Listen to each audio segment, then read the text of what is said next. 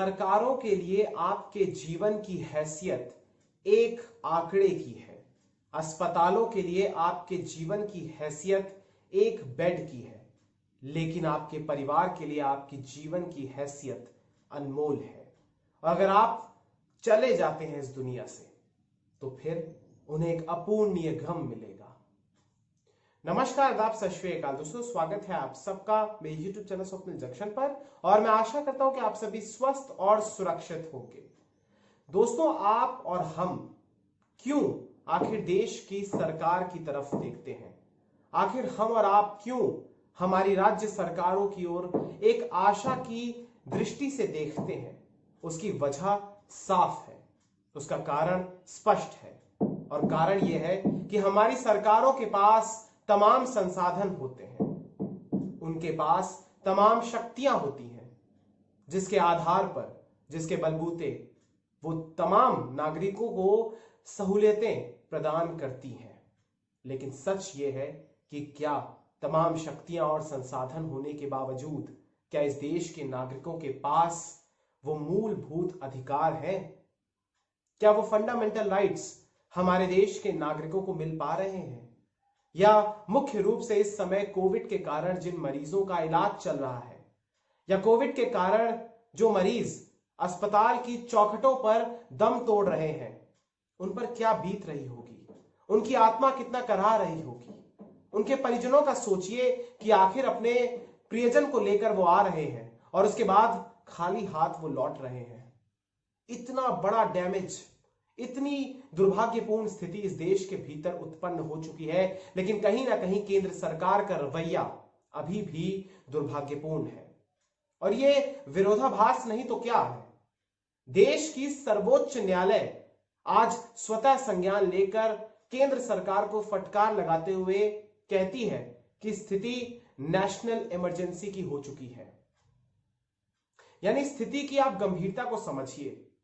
केंद्र सरकार को एक प्रकार से फटकार लगाई सुप्रीम कोर्ट की ओर से।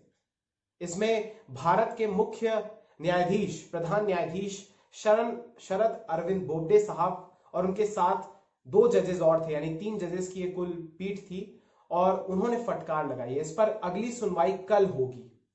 और मैं आपको बताना चाहूंगा कि कोर्ट ने दरअसल जो नोटिस भी भेजा है केंद्र सरकार को, वो 4 विषयों पर भेजा है। और ये 4 विषय है: ऑक्सीजन की सप्लाई, वैक्सीनेशन की प्रक्रिया, आवश्यक ड्रग की सप्लाई और लॉकडाउन घोषित करने की शक्ति। इन 4 विषयों पर या इन 4 मुद्दों को लेकर केंद्र सरकार को नोटिस भेजा है सुप्रीम कोर्ट ने। अब इस पर अगली सुनवाई कल होगी, जहां पर हरीश साल्वे और केंद्र होंगे मौजूद, और उसके बाद आगे देखेंगे कि क्या निर्णय लिया जाएगा।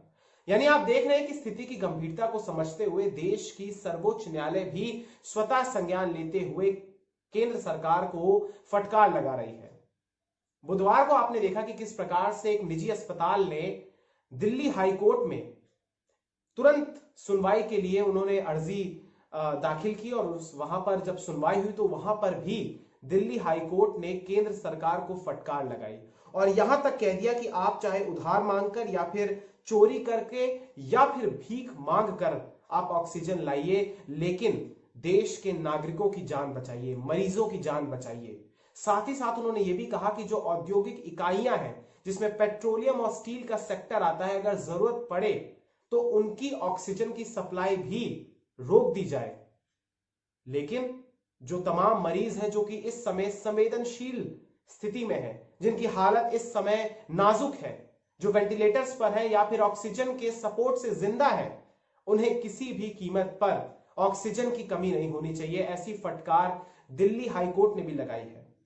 हालांकि इस फटकार के बाद केंद्र की ओर से दिल्ली का कोटा बढ़ाया गया और कुछ जो अस्पताल है जहां पर ऑक्सीजन की कमी हुई वहां पर ऑक्सीजन पहुंचाई गई। लेकिन सच बात यह है कि आज फिर से ऐसी रिपोर्ट सामने आई कि चाहे सरकारी अस्पताल हो या फिर निजी अस्पताल हो, दोनों ही जगह ऑक्सीजन का स्टॉक खत्म होने की दिशा में बढ़ रहा है। कहीं पर 1 घंटे की ऑक्सीजन बची है तो कहीं पर कुछ घंटों की ही ऑक्सीजन बची हुई है। यह स्थिति इस देश के भीतर है। मैं आगे आज इस वीडियो में आपको बहुत सारी ऐसी खबरें बताऊंगा। उनमें से एक ये भी होगी कि आखिर ऑक्सीजन को लेकर इतना बवाल क्यों मचा हुआ है, आखिर ऑक्सीजन की कमी इतनी ज्यादा क्यों हो गई है और कहां चूक हो रही है। ये भी मैं आपको बताऊंगा कि आखिर नासिक में ऐसा दर्दनाक हादसा हुआ है जिससे पूरे देश के रोंगटे खड़े हो गए हैं। साथ ही साथ आपको मैं बताऊंगा कि सीरम इंस्टीट्यूट ऑफ इंडिया ने वैक्सीन, जो उनकी वैक्सीन है कोविशील्ड, उसको लेकर दामों का ऐलान किया है, नए कीमतों का ऐलान किया है उन्होंने राज्य सरकारों के लिए और प्राइवेट अस्पतालों के लिए। उनका भी जिक्र करूंगा और जिक्र मैं करूंगा कोवैक्सीन का। कोवैक्सीन को लेकर जो उनके तीसरे चरण के ट्रायल के नतीजे आए हैं, जो रिपोर्ट आई है, उसके बारे में चर्चा करूंगा। तो सबसे पहले दोस्तों मैं आपको बताना चाहूंगा यहां पर दरअसल नासिक में जो कुछ हुआ।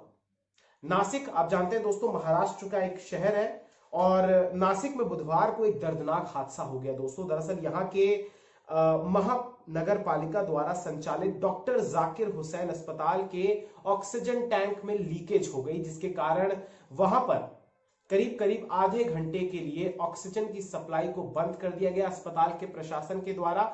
और उसके बाद चूंकि ऑक्सीजन की आपूर्ति बाधित हुई तो वहां पर जो मरीज भर्ती थे 24 मरीजों की मौत हो गई। ये तमाम मरीज वेंटिलेटर पर थे।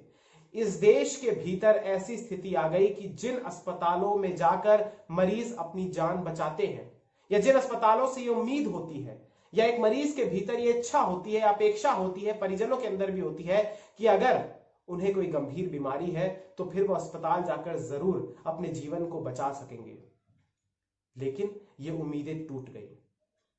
प्राणवायु कि आप पूरे देश में किल्लत देख रहे हैं, पूरे देश में आप कमी देख रहे हैं, लेकिन महाराष्ट्र के नासिक से जो वीडियो सामने आई वो दिल दहला देगी।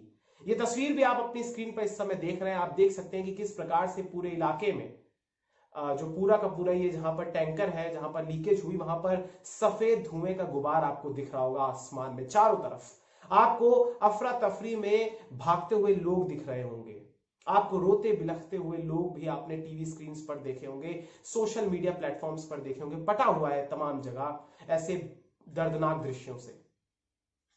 वाकई में इससे ज्यादा दुर्भाग्यपूर्ण कुछ नहीं हो सकता कि 24 मरीजों की मौत हो जाती है एक ऐसे अस्पताल में जो कि संपूर्ण रूप से समर्पित है कोविड को लेकर। एक कोविड सेंटर है ये अस्पताल, डॉक्टर जाकिर हुसैन अस्पताल, और यहां पर इतनी बड़ी लापरवाही हो जाती है। हालांकि मुख्यमंत्री उद्धव ठाकरे ने हर बार की तरह या देश के कहीं पर भी कोई इस प्रकार का हादसा होता है तो जो मुख्यमंत्री होते हैं वो मुआवजे का ऐलान कर देते हैं। इस बार भी यही हुआ और 5-5 लाख रुपए की राशि, सहायता राशि का ऐलान किया गया है मुख्यमंत्री कार्यालय की ओर से कि मृतकों को दिया जाएगा। लेकिन क्या 5-5 रुपए देने के या देने से क्या वो जान वापस आ सकती है? क्या वो गया हुआ व्यक्ति वापस आ सकता है? नहीं। हर बार की तरह राष्ट्रपति से लेकर प्रधानमंत्री तक और मुख्यमंत्री से लेकर नेता प्रतिपक्ष तक, साथ ही साथ कुछ विपक्षी नेताओं तक, सबने संवेदनाओं को प्रकट किया। विपक्षी नेताओं ने आड़े हाथों लिया व्यवस्थाओं को, प्रशासन को। लेकिन हर बार की तरह शायद ही मुझे लगता है कि आने वाले कुछ समय में, बल्कि बहुत ही कम समय में, आप देखेंगे कि लोग इस घटना को भी भूल जाएंगे। लोगों से ज्यादा सरकारें इस घटनाओं को भूल जाएंगी। लेकिन इन 24 मरीजों की जिनकी मृत्यु हुई है, क्या इनके परिजन कभी भी ये बात भूल पाएंगे कि उनके प्रियजनों की मौत ऑक्सीजन की कमी से हुई है? और ऑक्सीजन की कमी भी इस प्रकार से हुई है कि लीकेज हो गया और लीकेज के कारण सप्लाई को बाधित कर दिया गया और जिससे उनकी मौत हो गई।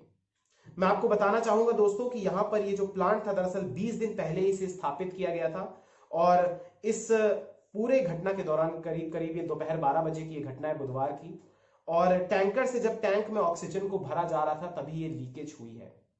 इस पूरे मामले के लिए राज्य सरकार ने एक उच्च स्तरीय बैठक की और उच्च स्तरीय जांच करने की भी बात कही। एक कमेटी का भी गठन किया है और आने वाले समय में इसकी जांच के आधार पर क्या नतीजे आते हैं उसके बाद ही पूरी की पूरी आधिकारिक बयान दिया जाएगा राज्य सरकार की ओर से। ऐसा स्वास्थ्य मंत्री टोपे साहब ने कहा है, जो कि है महाराष्ट्र के।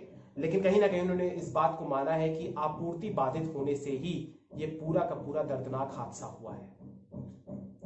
दोस्तों यहां पर मैं आपको बताना चाहूंगा एक चीज और कि ऑक्सीजन टैंक का रख रखाव जो इस पूरे के पूरे अस्पताल में था दरअसल वो निजी कंपनी रखती थी।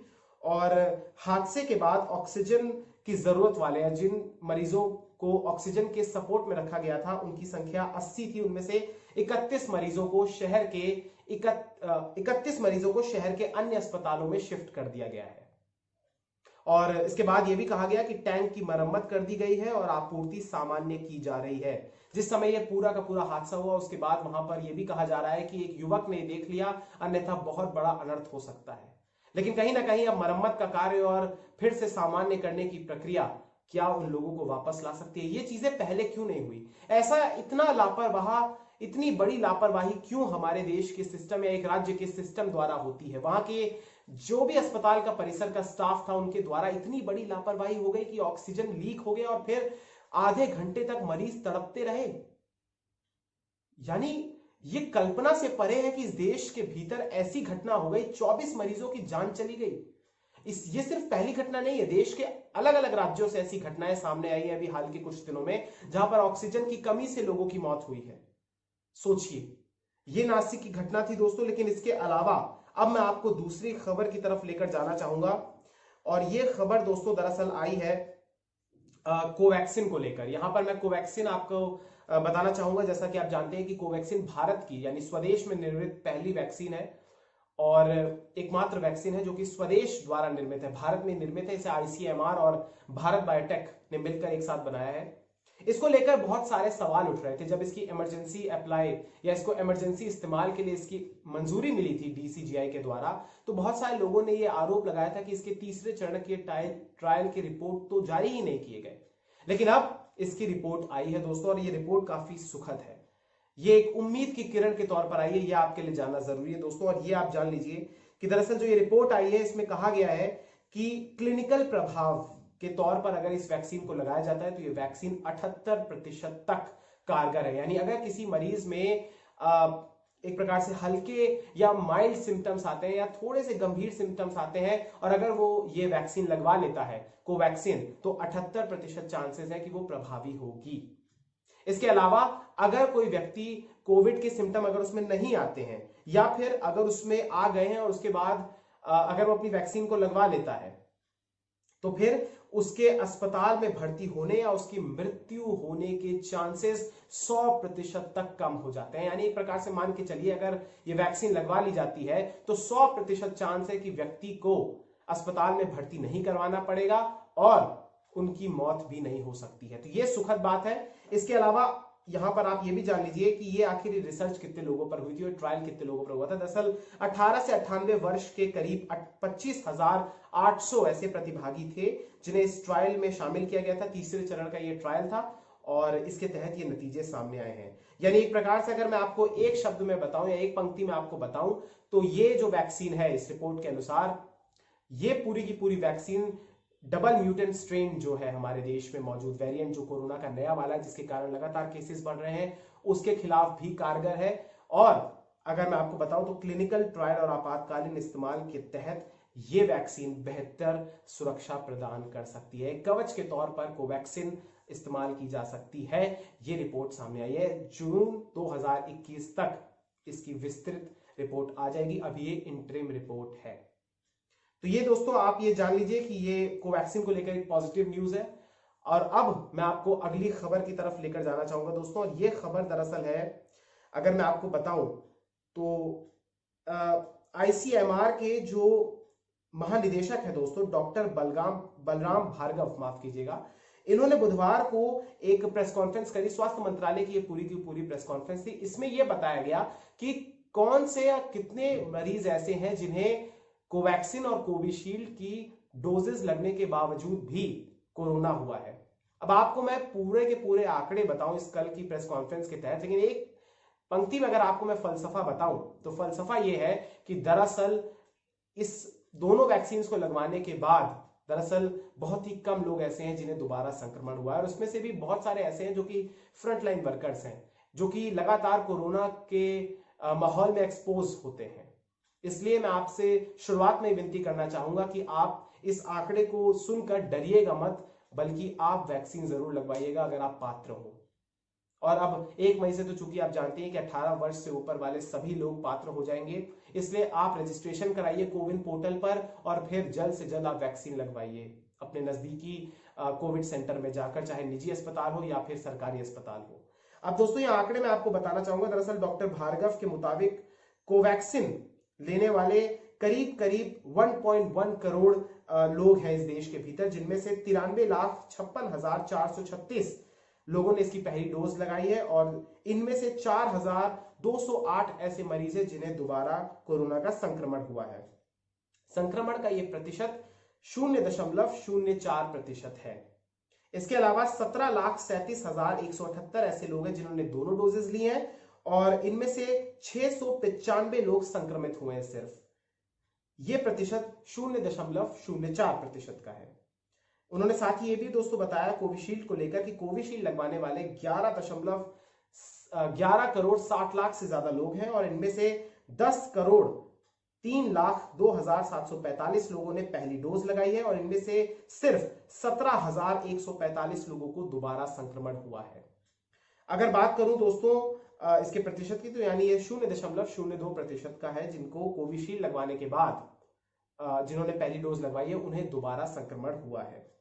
इसी तरीके से 1,57,32,754 लोग ऐसे हैं जिन्होंने कोविशील्ड की दूसरी डोज ली है और उनमें से 5,014 लोग संक्रमित हुए हैं, यानी 0.03% लोग दोबारा से संक्रमित हुए हैं।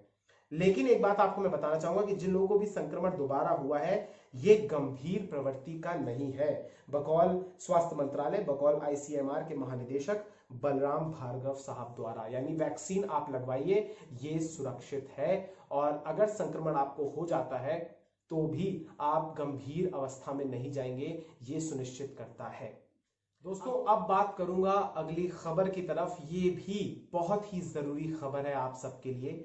देखिए यहां पर मैं आपको बताना चाहूंगा कि सीरम इंस्टीट्यूट ऑफ इंडिया, जो कि देश के भीतर कोविशील्ड वैक्सीन को मैन्युफैक्चर कर रही है और जिसके सबसे ज्यादा टीके देश में लगे हैं, दरअसल इस कंपनी ने, इस फार्मा कंपनी ने, इस वैक्सीन निर्माता कंपनी ने एक बहुत बड़ी घोषणा की है कल बुधवार को। यानी इन्होंने घोषणा ये की है दोस्तों, दरअसल राज्य सरकारों और निजी अस्पतालों के लिए कोविशील्ड कितनी कीमतों में मिलेगी या उन्हें कितनी कीमत देनी पड़ेगी उसकी घोषणा की है दोस्तों।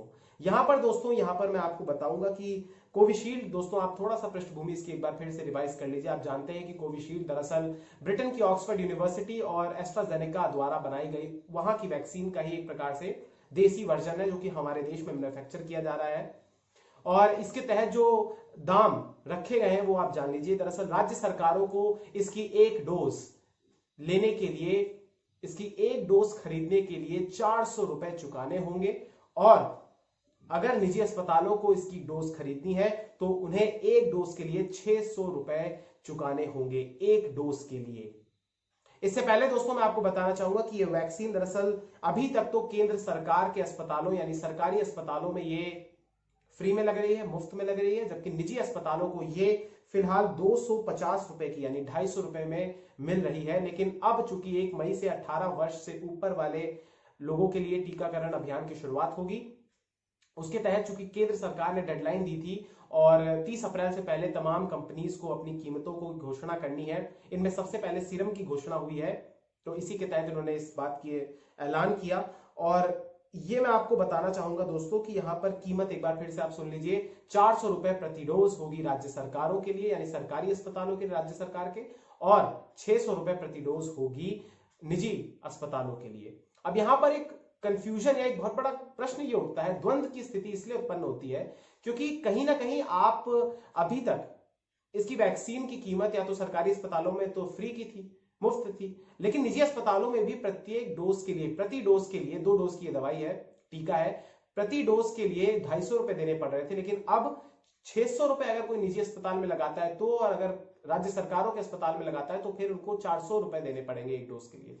ये किस प्रकार से कीमतों का निर्धारण किया गया है, ये सोचने की बात है। और यहां पर यह भी देखने की बात है कि इतने ज्यादा पैसे क्यों ले जा रहे हैं। हालांकि सीरम की जो उन्होंने जो अपना एक प्रकार से एक डॉक्यूमेंट जारी किया उसमें तो उन्होंने ये लिखा है कि उसमें उन्होंने एक प्रकार से कंपैरिजन किया है कि कैसे अमेरिकी वैक्सीन और चीनी वैक्सीन और रूसी वैक्सीन से हमारी कीमतें कम हैं, लेकिन भारत की स्थिति भी तो रूस, चीन और अमेरिका जैसी नहीं है। यहाँ के लोग इतने आर्थिक तौर पर मजबूत नहीं है कि हम उतने अफोर्ड कर सकें। ये सबकी मैं बात कर रहा हूं, इसलिए केंद्र सरकार को इसमें हस्तक्षेप करना चाहिए और कहीं ना कहीं इन कीमतों को और नीचे लाना चाहिए।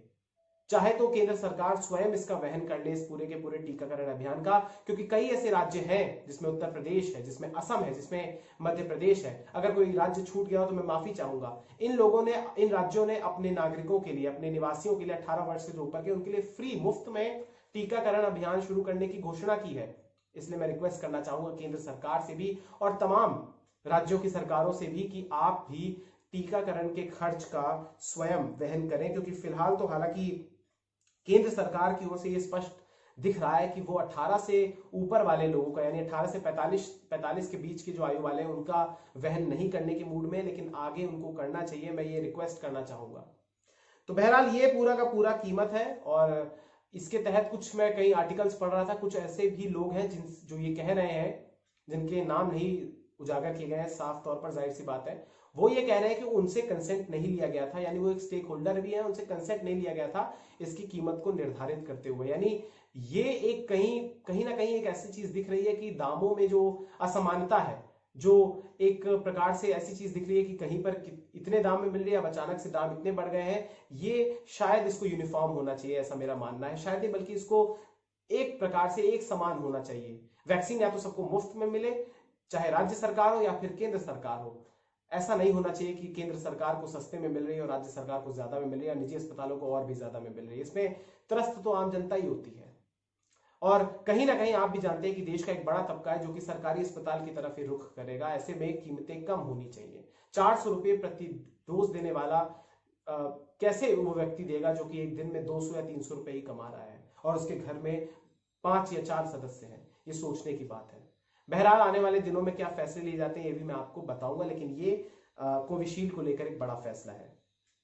और अब दोस्तों जाते जाते मैं आपको आज की इस वीडियो के आखिरी विषय पर बताना चाहूंगा, इस विषय के बारे में बताना चाहूंगा थोड़ा सा, क्योंकि आप ये जानते हैं दोस्तों कि देश में ऑक्सीजन को लेकर हाहाकार मचा हुआ है। आप लगातार ऐसी तस्वीरें, ऐसे मंजर, ऐसे वीडियोस, ऐसे विजुअल्स आप देख रहे हैं जो कि वाकई में आपके रोंगटे खड़े कर देंगे, आपकी आत्मा कांप जाएगी, आपकी आंखों से आंसू निकल रहा होगा। कहीं ना कहीं मरीज दम तोड़ रहे हैं अस्पतालों की चौखट के बाहर, कहीं ना कहीं ऑक्सीजन की मांग इतनी बढ़ गई है, कोरोना के संक्रमण इतने ज्यादा बढ़ गए हैं कि मरीज स्वयं या उनके परिजन ऑक्सीजन के लिए तरस रहे हैं, लंबी लंबी कतारों में खड़े हुए हैं।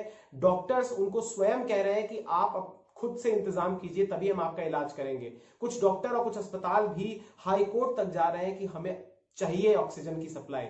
ऐसी तमाम चीजों से आज की डेट में देश इस समय पीड़ित है, प्रभावित है। इसलिए कहीं ना कहीं संक्षेप में मैं आपको बताना चाहूंगा कि चूक कहां हो रही है, क्योंकि चूक यहां हो रही है कि हमारे देश में दरअसल ऑक्सीजन की जो उत्पादन है, या ऑक्सीजन जितना हम प्रोड्यूस कर रहे हैं, या हमारी जितनी खपत है या जितनी आपूर्ति है, उसमें बहुत बड़ा उस अनुपात में एक असमानता है, एक बहुत बड़ा अंतर है। अब आप इससे आंकड़े की मदद से समझिए दोस्तों। देखिए हमारे देश में कोविड से पहले दरअसल रोजाना 1000 से लेकर 1200 मीट्रिक टन तक ऑक्सीजन प्रोड्यूस होती थी, या फिर ऐसा मान के चलिए कि इतनी 1000 से 1200 मीट्रिक टन तक मेडिकल ऑक्सीजन की खपत होती थी। इतना आप समझ लीजिए। हमारे देश में कोविड के समय, जब कोविड नहीं था तब इतना होता था, लेकिन कोविड आने के बाद 5000 मीट्रिक टन तक ये बढ़ गया। लेकिन आप यहां पर अब ये बात जानिए कि हमारे देश में रोजाना दरअसल मेडिकल ऑक्सीजन कितना प्रोड्यूस होता है। हमारे देश में मेडिकल ऑक्सीजन अभी भी 7300 मीट्रिक टन रोजाना प्रोड्यूस हो रहा है। तो मांग अगर 5000 मीट्रिक टन भी रोजाना हो रही है तो भी हमारे पास सरप्लस में है, यानी हम इतना प्रोड्यूस कर पा रहे हैं, इतना उत्पादन कर पा रहे हैं, लेकिन फिर भी चूक कहां हो रही है, वो लूप होल क्या है, आप ये समझिए। दरअसल इस ऑक्सीजन को, यानी लिक्विड मेडिकल ऑक्सीजन को बनाने का तरीका जटिल है, और इसका ट्रांसपोर्टेशन का तरीका इससे भी ज्यादा जटिल है। इसीलिए यहां पर आप देखिए कि इतने ज्यादा प्रोडक्शन होने के बावजूद हम ट्रांसपोर्ट नहीं कर पा रहे और लोग तरस रहे हैं, लोग जान गंवा रहे हैं ऑक्सीजन की कमी को लेकर। उसकी प्रमुख वजह यह है कि हमारे देश में सिर्फ 1200 से 1500 तक ही क्रायोजेनिक टैंकर्स हैं। क्रायोजेनिक टैंकर्स दोस्तों ये टैंकर होते हैं जिनके अंदर इनको स्टोर करके लाया जाता है, इनका तापमान कम रखा जाता है उस टैंकर को। आपने देखा होगा दोस्तों, गैस के टैंकर जैसे होते हैं, पेट्रोल के जो टैंकर होते हैं थोड़े से सिलेंडर की शेप में होते हैं, उस प्रकार से वो होते हैं। और क्रायोजेनिक टैंकर्स इस समय आप अपनी स्क्रीन पर इसकी तस्वीर देख रहे होंगे, ये होते हैं। और ये हमारे देश में सिर्फ 1200 से 1500 के बीच ही है। अब सोचिए इतने बड़े देश में इतनी कम संख्या है, इसीलिए ट्रांसपोर्टेशन की दिक्कत आ रही है। इसके अलावा डिस्ट्रीब्यूटर्स के स्तर पर भी हमारे देश के भीतर सिलेंडर्स की कमी है और सिलेंडर पर लगने वाले अन्य उपकरणों की भी कमी है, इसीलिए लोग भटक रहे हैं, इसीलिए ऑक्सीजन नहीं आ पा रही है। यानी प्रोडक्शन ज्यादा हो रहा है लेकिन इसका ट्रांसपोर्टेशन नहीं हो पा रहा है, ट्रांसपोर्टेशन अगर हो भी जाता है तो उसे स्टोर नहीं किया जा रहा है। ये लूप होल्स हैं इस देश के भीतर। इसीलिए मैं जाते जाते कहना चाहूंगा कि हम और आप सरकारों की तरफ देखते हैं, क्योंकि हम वोट देते हैं और सरकारों का यह दायित्व होता है, सरकारों की जिम्मेदारी होती है, जवाबदेही होती है कि वो एक एक नागरिक की जान को बचा कर रखे, सुनिश्चित करे कि प्रत्येक नागरिक को चिकित्सीय सुविधा मिले। लेकिन सरकारें कहीं ना कहीं एक ऐसा माहौल बना रही हैं जैसे देश में सब कुछ चंगा सी, देश में सारे माहौल, सारा का सारा जो देश का तंत्र है वो सही चल रहा है। लेकिन सच यही है जिसकी टिप्पणी कल हाई कोर्ट ने करी दिल्ली के और आज सुप्रीम कोर्ट ने करी कि केंद्र सरकार को संजीदगी के बारे में एहसास है या नहीं, या केंद्र सरकार को फिक्र है माफ कीजिएगा अपने नागरिकों की। ये सोचने की बात है सरकार को। हम निवेदन करना चाहूंगा आपसे, मैं हाथ जोड़कर सरकार से निवेदन करना चाहूंगा कि आप जितना जल्दी हो सके त्वरित कार्रवाई कीजिए उन लोगों के खिलाफ जो कि कालाबाजारी कर रहे हैं। इस समय भी तत्परता के साथ व्यवस्थाओं को मजबूत करने का दिशा में कदम उठाइए। यही मैं विनती करना चाहूंगा सरकार से, और लोगों से भी ये विनती करना चाहूंगा कि अपना बहुत ख्याल रखिए, घरों से बाहर अनावश्यक तौर पर मत निकलिए और मास्क लगा कर रखिए, घरों के अंदर भी मास्क लगा रखिए अगर बहुत सारे सदस्य आपके यहाँ रहते हैं, क्योंकि हवा में भी ये वायरस के कण जिंदा रह सकते हैं, ऐसा लैंसेट की रिपोर्ट में कहा गया है। हाथों को नियमित रूप से धोते रहिए, सुनिश्चित कीजिए अपने स्वास्थ्य को कि आप अच्छी चीजें खा रहे हैं, प्रतिरोधक क्षमता को विकसित करने वाले आहार को लीजिए और अपना बहुत ख्याल रखिए। मिलते हैं अगली वीडियो में, तब तक के लिए मुझे दीजिए इजाजत। बहुत बहुत शुक्रिया, बहुत बहुत धन्यवाद। जय हिंद, जय भारत, वंदे मातरम, इंकलाब जिंदाबाद, सत्यमेव जयते, नमस्कार। और जाते जाते ये बात कि हमारे देश में दोस्तों आप जानते हैं कि जब मरीज बीमार होता है तो वो ना तो किसी मंदिर में जाता है, ना किसी मस्जिद में जाता है, ना किसी गुरुद्वारे में जाता है, ना ही गिरजाघर में जाता है, वो अस्पतालों में जाता है। और ये सरकारें जब समझ जाएंगी तो शायद इस देश की व्यवस्था सुधर जाएगी। धन्यवाद।